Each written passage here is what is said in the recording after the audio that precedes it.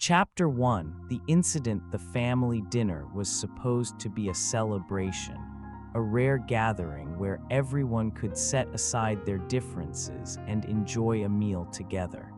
I had been nervous about attending, knowing my relationship with my wife's mother, Margaret, was strained at best. She had never approved of me, always finding ways to belittle me in subtle and not so subtle ways. As I carried a tray of drinks to the table, the unthinkable happened. I accidentally bumped into Margaret, spilling a small splash of wine onto her pristine designer dress. Her reaction was immediate and explosive. She stood up, her face twisted in fury, and slapped me hard across the face. The sound echoed through the room, silencing the chatter and laughter. "How dare you touch me, you disgusting man," she yelled, her voice dripping with venom. "Clean my dress and get out." I stood there, stunned, my cheek burning from the slap and my pride shattered. I turned to my wife, hoping for support, but her words cut deeper than the slap ever could. "Apologize to her," she said coldly, "or leave." I looked around the table, searching for anyone who might come to my defense, but all I saw were averted eyes and uncomfortable silence. Without another word, I grabbed my coat and walked out the door. Chapter 2. The walk home. The cold night air stung my face as I walked aimlessly through the streets, replaying the scene over and over in my mind.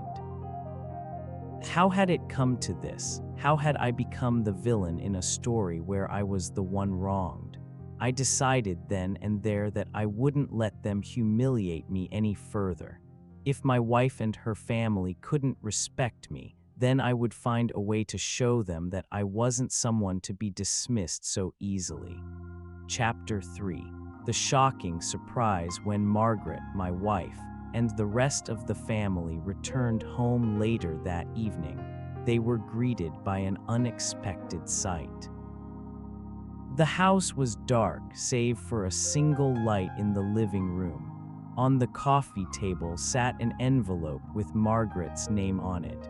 Inside was a letter, along with a series of documents that would change everything. Chapter 7. Secrets. At the table, the family sat in the living room, the air thick with tension. Margaret's face was pale, her composure cracking as she stared at the documents laid out on the coffee table. My ex-wife sat beside her, shifting uncomfortably, while the rest of the family members exchanged uncertain glances. "What is this, some kind of sick joke?" Margaret finally hissed, her voice trembling with anger. "It's no joke," I said calmly, standing by the fireplace. "Everything is right there in black and white. Your hidden bank accounts, the offshore transactions, and the, let's just say, questionable way you acquired some of your assets." Margaret's hands clenched into fists. "You have no right to dig into my personal affairs." I let out a bitter laugh. "Personal affairs, that's rich coming from someone who slapped me in front of everyone for an accident." My ex-wife jumped to her mother's defense. "This has gone far enough. Whatever vendetta you think you're carrying out, you're only embarrassing yourself." I turned to her, my voice sharp. "Embarrassing myself? I walked out of that dinner to avoid lowering myself to your family's level. But now, you're all going to face the truth." Chapter 8. Lines are drawn. Margaret tried to regain her control, her voice dripping with indignation. "None of this matters. You're just a bitter man trying to stir up trouble. Do you think this will change anything? This isn't about revenge," I said firmly. "This is about accountability. For years, you've bullied and manipulated everyone around you, thinking you're untouchable, but you're not." The rest of the family started to murmur, their loyalty to Margaret visibly wavering as they processed the documents. Her facade of control was crumbling, and with it, the fear she had instilled in them. Then, unexpectedly, one of the younger family members, Margaret's niece, spoke up. "Is it true, Aunt Margaret? Did you really do all of this?" Margaret's glare shot across the room, silencing the whispers.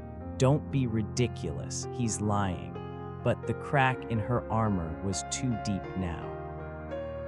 The family's doubt grew louder, and my ex-wife's confidence in her mother seemed to falter. Chapter 9. A final blow. As the confrontation reached its peak, I delivered the final blow, evidence that Margaret's actions had direct consequences for the family's finances and reputation.